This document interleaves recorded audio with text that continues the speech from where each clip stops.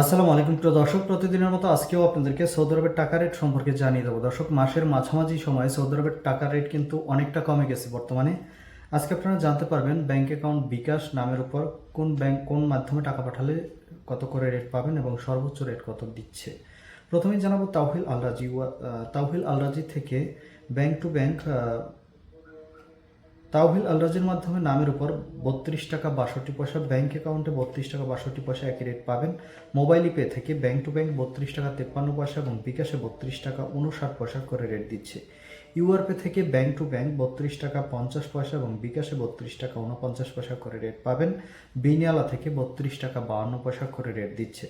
Western union থেকে কিন্তু সর্বোচ্চ রেট দিচ্ছে 32 টাকা 70 পয়সা নামের উপর, ব্যাংক অ্যাকাউন্টে 32 টাকা 75 পয়সা এবং বিকাশে 32 টাকা 89 পয়সা, যেটা সর্বোচ্চ রেট বর্তমানে।